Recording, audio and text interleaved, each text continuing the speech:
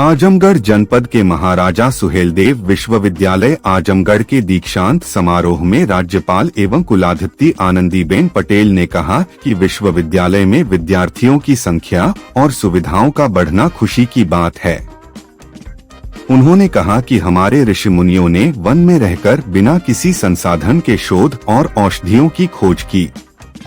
आज हमारे पास अपार सुविधाएं हैं, इसलिए युवाओं को इस अवसर का सदुपयोग करना चाहिए। राज्यपाल ने विद्यार्थियों से कहा, आने वाला समय आपका है।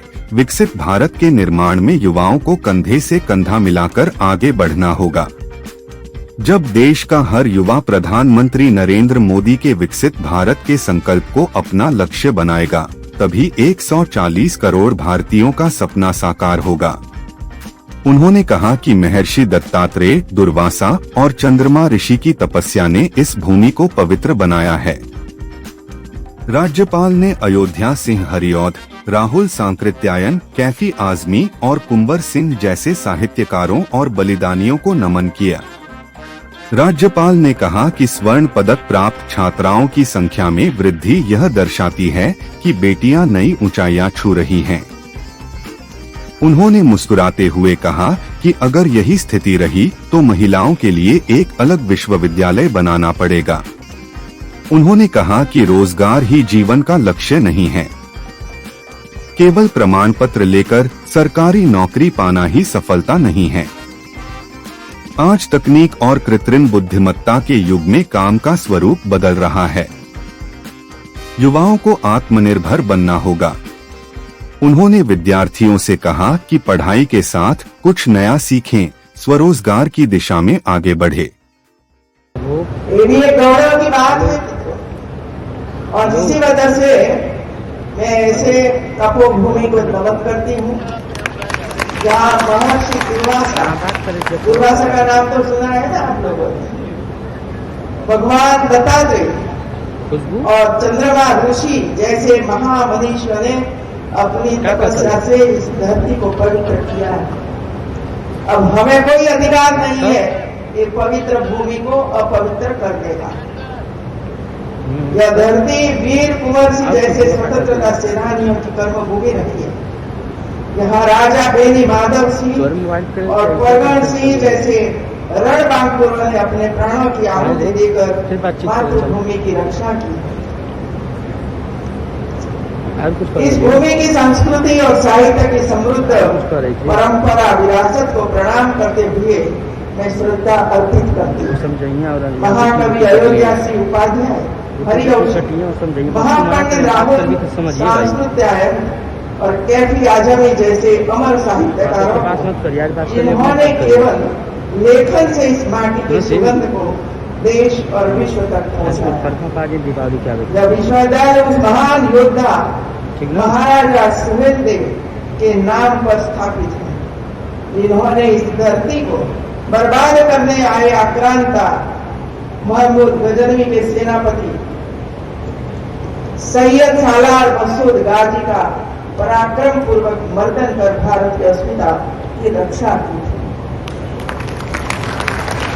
उनका नाम केवल इतिहास का अध्याय नहीं बल्कि राष्ट्रभक्ति, पराक्रम और स्वाभिमान का प्रतीक है।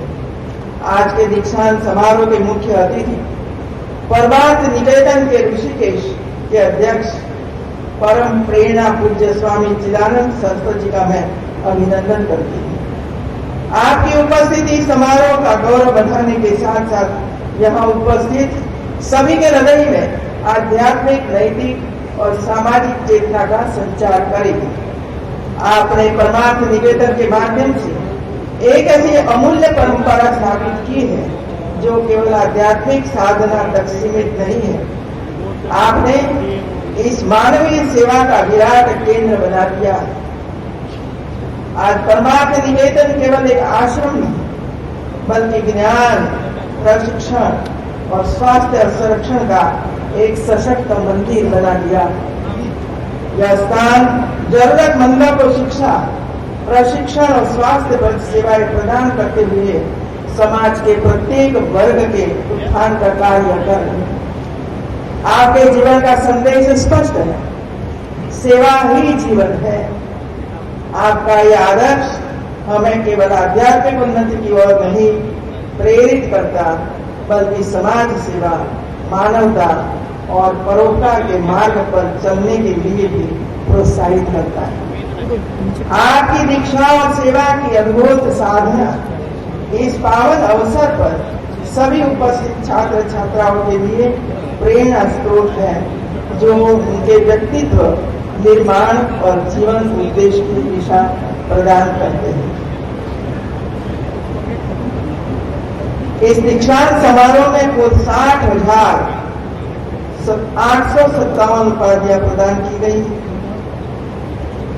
कुल 68 पदक दिए गए, जिनमें 51 पदक सिर्फ न सिर्फ हमारी प्रतिभाशाली कन्याओं को प्रदान किया गया तथा 17 पदक हमारे मेधावी छात्रों को प्राप्त हुए। यह उपलब्धि इस तथ्य का प्रमाण है कि हमारी बेटियां शिक्षा के हर क्षेत्र में न केवल समानता का प्रतीक बनी है, बल्कि उत्कृष्टता का भी नया मानदंड स्थापित कर रही है। मुझे लगता है कि जिस तरह बेटियां एक यूनिवर्सिटी में आगे बढ़ रही है, आ रही है, पढ़ रही है, 10 साल के बाद शायद एक यूनिवर्सिटी कैंपस सिर्फ न सिर्फ छात्राओं के लिए ही बन जाएगा। छात्रा को कोई स्थान नहीं मिलेगा, ऐसी स्थिति बनने वाली है। याद रखिए आप सबको।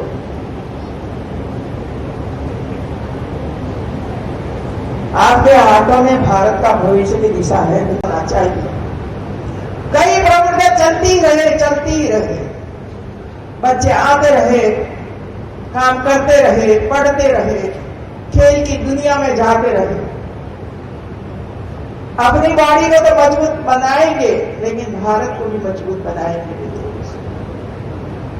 2-4 बेटियां ऐसी आई, मैंने कहा कितनी रोटियां खाते हो?